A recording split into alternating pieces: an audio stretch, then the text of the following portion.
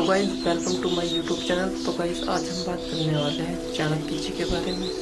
ये इतिहास और राजनीति में चाणक्य का विशिष्ट स्थान है। शासन के विविध पहलुओं का जैसे सारगर्भित विवेचन उनके ग्रंथ अर्थशास्त्र में है, वैसा विश्व के प्राचीन आधुनिक किसी भी राजनीति शास्त्र के विचारक ने नहीं किया।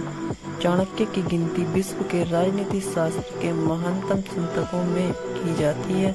चंद्रगुप्त के मौर्य साम्राज्य की स्थापना के साथ चाणक्य का नाम जुड़ा है। चाणक्य की सहायता, परामर्श एवं राजनीतिक कूटनीति से चंद्रगुप्त अपने साम्राज्य का विस्तार करने में सफल हुए। चाणक्य का पूरा नाम विष्णुगुप्त चाणक्य था। चाणक्य तक्षशिला के एक ब्राह्मण के पुत्र थे। बाल्यकाल में ही पिता की मृत्यु हो जाने पर चाणक्य का पालन पोषण उनकी माता ने किया। तक्षशिला में रहकर उन्होंने ज्ञान अर्जित के साथ साथ दर्शन का भी अध्ययन किया। चाणक्य परम विद्वान थे, परंतु बहुत ही क्रोधी एवं उग्र स्वभाव के थे। युवा होने पर चाणक्य मगध साम्राज्य की राजधानी पाटलिपुत्र पहुँचे। वहाँ मगध के नंदवंशीय शासक धनानंद के दरबार में दानशाला के प्रबंधक नियुक्त हुए। कुछ समय पश्चात धनानंद द्वारा राज दरबार में उन्हें घोर अपमानित होना पड़ा। उन्हें नंदवंश के विनाश की प्रतिज्ञा ली।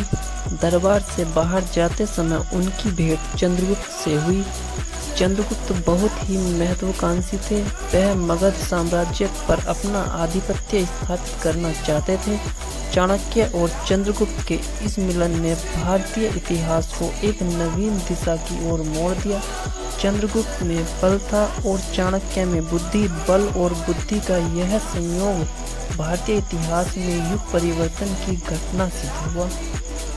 चंद्रगुप्त और चाणक्य ने मिलकर पाटलिपुत्र पर आक्रमण किया।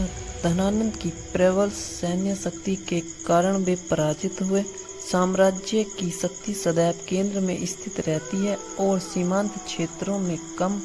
चंद्रगुप्त और चाणक्य ने अपनी रणनीति में परिवर्तन करके यह निर्णय लिया कि पहले मगध राज्य के सीमांत क्षेत्रों पर विजय प्राप्त की जाए, तत्पश्चात मगध राज्य पर आक्रमण करना उचित होगा। इस नवीन योजना के अनुसार चंद्रगुप्त और चाणक्य ने पंजाब पर आक्रमण किया और विजय प्राप्त की। इसके पश्चात चंद्रगुप्त एक विशाल सेना लेकर पाटलिपुत्र पहुंचा। इस युद्ध में धनानंद मारा गया। चंद्रगुप्त ने चाणक्य की सहायता से मगध पर अधिकार प्राप्त कर लिया। चाणक्य ने चंद्रगुप्त का विधिवत राज्य अभिषेक कर 321 ईस्वी पूर्व में उसे मगध का सम्राट घोषित कर दिया। चाणक्य की बुद्धिमत्ता और कूटनीति के कारण चंद्रगुप्त ने उन्हें अपना प्रधानमंत्री और प्रमुख परामर्शदाता नियुक्त कर दिया। चाणक्य ने जीवन के अंतिम समय तक मौर्य वंश साम्राज्य की सेवा की। चाणक्य एक व्यवहार कुशल राजनीतिज्ञ थे।